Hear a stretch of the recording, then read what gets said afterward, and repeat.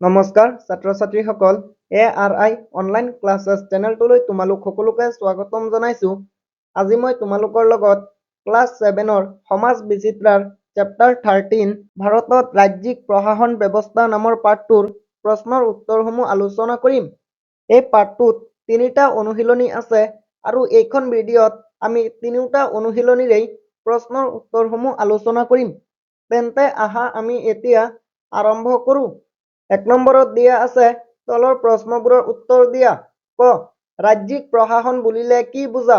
উত্তৰ ৰাজ্যিক প্ৰশাসন বুলিলে ৰাজ্য আৰু কেন্দ্ৰীয় শাসিত অঞ্চলবোৰৰ প্ৰশাসন ব্যৱস্থাক বুজায়, য'ত ৰাজ্যিক চৰকাৰে ৰাজ্যখনৰ আইন শৃংখলা ৰক্ষা, নীতি প্ৰণয়ন আৰু ৰূপায়ণ, উন্নয়নমূলক কাম-কাজ আৰু জনসাধাৰণৰ সেৱা নিশ্চিত কৰে।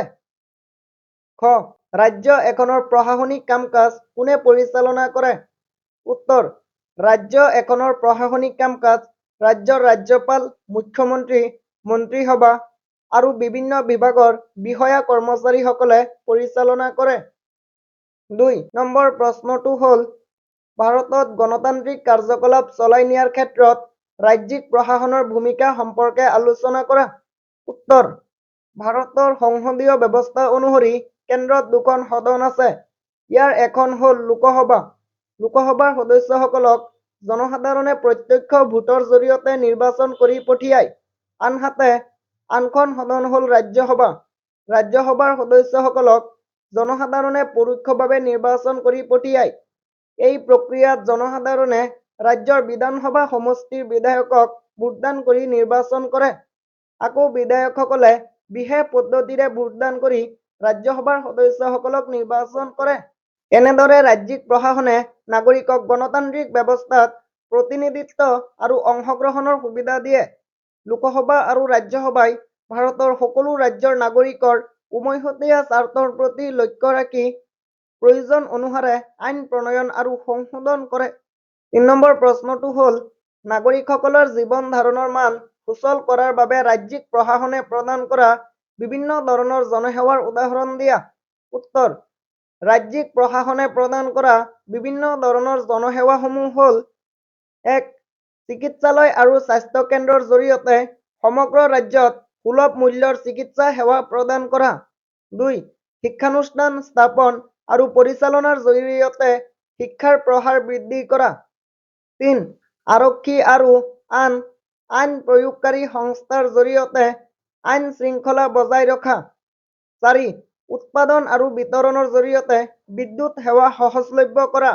5 বিভিন্ন আঁচনি আৰু কাৰ্যসূচীৰ জৰিয়তে দৰিদ্ৰ আৰু পিছপৰা লোকসকলক সহায় কৰা। প্ৰথমটো অনুশীলনীৰ প্ৰশ্নৰ উত্তৰ ইমানেই আছিল। এতিয়া আমি দ্বিতীয়টো অনুশীলনীৰ প্ৰশ্নৰ উত্তৰসমূহ আলোচনা কৰিম। 1 নম্বৰত দিয়া আছে তলৰ প্ৰশ্নবোৰৰ উত্তৰ দিয়া। ক ৰাজ্যিক কাৰ্যপালিকা বুলিলে কাক বুজায়? উত্তৰ ৰাজ্যিক কাৰ্যপালিকা বুলিলে ৰাজ্যপাল আৰু মুখ্যমন্ত্ৰীৰ নেতৃত্বাধীন মন্ত্ৰী পৰিষদক বুজায়। খ ৰাজ্যপাল হ'বলৈ কি কি যোগ্যতা লাগে? উত্তৰ ৰাজ্যপাল হ'বলৈ ভাৰতীয় নাগৰিক হোৱাৰ লগতে ন্যূনতম বয়স 35 বছৰ হ'ব লাগে। গ ৰাজ্যিক বিশ্ববিদ্যালয়ৰ উপাচাৰ্যসকলক কোনে নিযুক্তি দিয়ে? উত্তৰ ৰাজ্যিক বিশ্ববিদ্যালয়ৰ উপাচাৰ্যসকলক ৰাজ্যপালে নিযুক্তি দিয়ে। ঘ ৰাজ্যিক বিধানমণ্ডলত গৃহীত বিল এখন কেতিয়া আইনত পৰিণত হয়? উত্তৰ ৰাজ্যিক বিধানমণ্ডলত গৃহীত বিল এখন ৰাজ্যপালে চহী কৰাৰ পাছতহে আইনত পৰিণত হয়। ঙ ৰাজ্যৰ নিম্ন আৰু উচ্চ সদন দুখন কি কি? উত্তৰ ৰাজ্যৰ নিম্ন আৰু উচ্চ সদন দুখন হ'ল বিধানসভা আৰু বিধান পৰিষদ। প্ৰথম চ বিধানসভাৰ সদস্যৰ নিম্নতম আৰু উচ্চতম সংখ্যাগত সীমা কিমান হ'ব লাগে? উত্তৰ বিধানসভাৰ সদস্য নিম্নতম 60 গৰাকী আৰু উচ্চতম 500 গৰাকী হ'ব লাগে। দ্বিতীয় চ উচ্চ ন্যায়ালয়ৰ ন্যায়াধীশক কোনে নিযুক্তি দিয়ে? উত্তৰ উচ্চ ন্যায়ালয়ৰ ন্যায়াধীশক ভাৰতৰ ৰাষ্ট্ৰপতিয়ে নিযুক্তি দিয়ে। বৰ্গীয় জ ভাৰতত বৰ্তমান কেইখন কেন্দ্ৰীয় শাসিত অঞ্চল আছে? উত্তৰ ভাৰতত বৰ্তমান 8খন কেন্দ্ৰীয় শাসিত অঞ্চল আছে। 2 নম্বৰ প্ৰশ্নটো হ'ল ৰাজ্যপালৰ ক্ষমতা আৰু কাৰ্যাৱলী আলোচনা কৰা। উত্তৰ। ৰাজ্যপালৰ ক্ষমতা আৰু কাৰ্যাৱলীসমূহ হ'ল: 1. মুখ্যমন্ত্ৰীৰ নেতৃত্বাধীন মন্ত্ৰী পৰিষদক ৰাজ্যপালে নিযুক্তি দিয়ে। 2. ৰাজ্যিক নিৰ্বাচন আয়োগৰ আয়ুক্ত, ৰাজ্যিক লোকসেৱা আয়োগৰ অধ্যক্ষ আৰু ৰাজ্যিক বিশ্ববিদ্যালয়ৰ উপাচাৰ্যসকলক ৰাজ্যপালে নিযুক্তি দিয়ে। 3.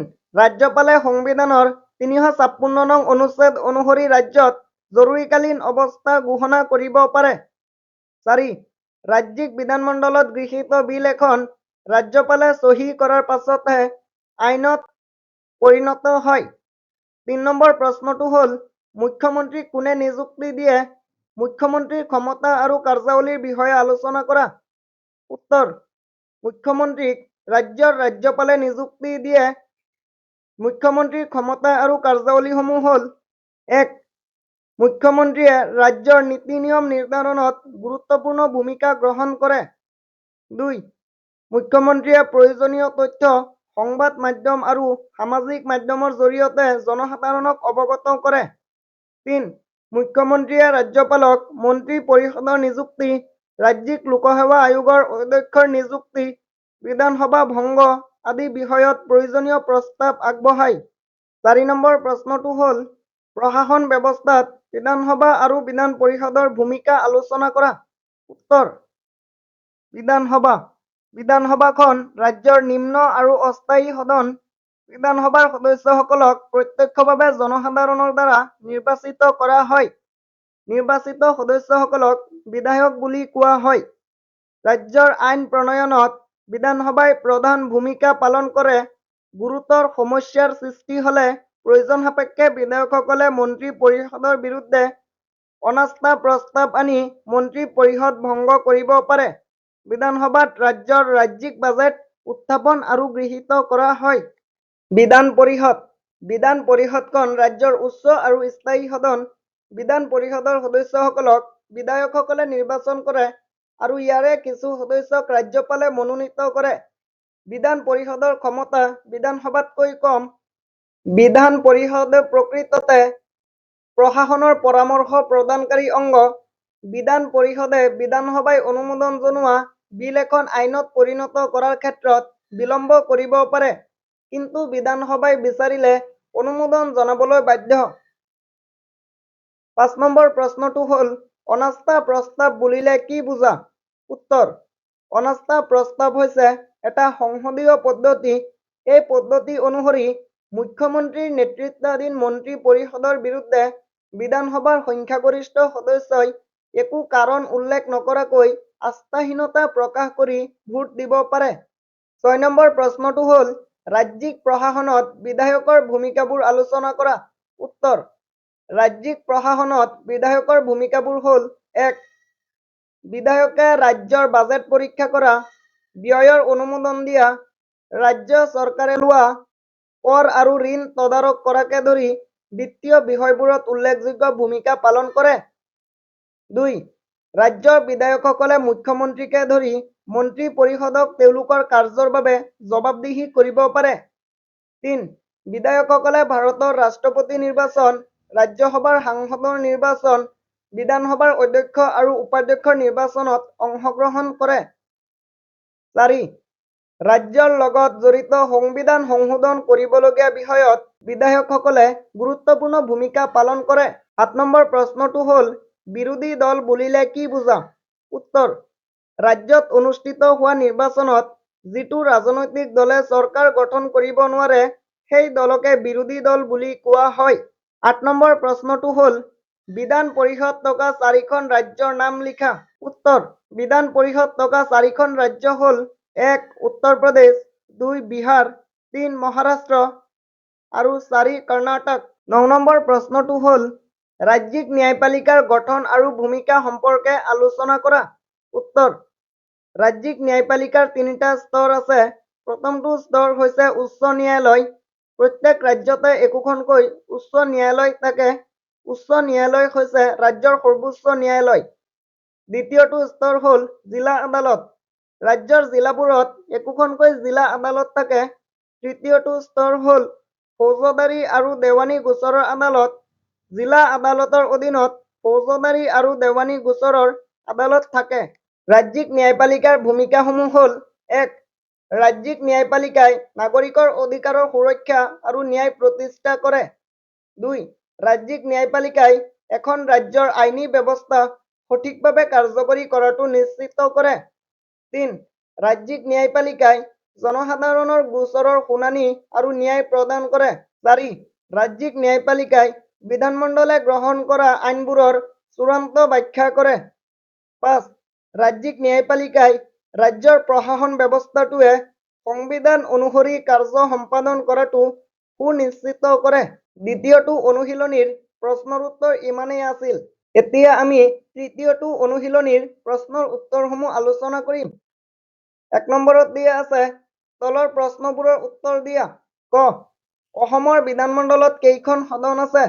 উত্তৰ: অসমৰ বিধানমণ্ডলত এখন সদন আছে। খ. অসমৰ বিধানসভাৰ মুঠ সদস্যৰ সংখ্যা কিমান? উত্তৰ: অসমৰ বিধানসভাৰ মুঠ সদস্যৰ সংখ্যা হ'ল ১২৬ জন। গ. অসম বিধানসভা ভৱন ক'ত আছে? উত্তৰ: অসম বিধানসভা ভৱন দিছপুৰত আছে। ঘ. অসমৰ সৰ্বোচ্চ ন্যায়ালয়খন ক'ত অৱস্থিত? উত্তৰ: অসমৰ সৰ্বোচ্চ ন্যায়ালয়খন গুৱাহাটীত অৱস্থিত। ঙ. গুৱাহাটী উচ্চ ন্যায়ালয়ে অসমৰ উপৰি কোন কোন ৰাজ্যৰ উচ্চ ন্যায়ালয় হিচাপে কাম কৰে? উত্তৰ: গুৱাহাটী উচ্চ ন্যায়ালয়ে অসমৰ উপৰি অৰুণাচল প্ৰদেশ, নাগালেণ্ড আৰু মিজোৰামৰ উচ্চ ন্যায়ালয় হিচাপে কাম কৰে। প্ৰথম চ. কেন্দ্ৰীয় শাসিত অঞ্চলৰ প্ৰশাসন কাৰ্য কোনে চোৱাচিতা কৰে? উত্তৰ: কেন্দ্ৰীয় শাসিত অঞ্চলৰ প্ৰশাসন কাৰ্য ৰাষ্ট্ৰপতিয়ে নিযুক্তি দিয়া চৰকাৰী প্ৰশাসক বা উপ-ৰাজ্যপালে চোৱাচিতা কৰে। ২ নম্বৰ প্ৰশ্নটো হ'ল, অসমৰ বিভিন্ন ৰাজনৈতিক দলৰ নামৰ তালিকা প্ৰস্তুত কৰা। উত্তৰ: অসমৰ বিভিন্ন ৰাজনৈতিক দলসমূহৰ তালিকা তলত প্ৰস্তুত কৰা হ'ল। ১. অসম গণ পৰিষদ। ২. অসম জাতীয় পৰিষদ। ৩. ৰাইজৰ দল। ৪. Bodoland peoples front. ৫. United peoples party liberal. ৬. All India united democratic front. ছাত্ৰ-ছাত্ৰীসকল, ভিডিঅ'টোৰ জৰিয়তে যদি তোমালোকে অলপ হ'লেও উপকৃত হৈছা, ভিডিঅ'টো লাইক কৰিবা, বন্ধু-বান্ধৱীৰ সৈতে শ্বেয়াৰ কৰিবা আৰু এনেধৰণৰ প্ৰশ্নৰ উত্তৰসমূহ পাই থাকিবলৈ চেনেলটো ছাবস্ক্ৰাইব কৰিবা।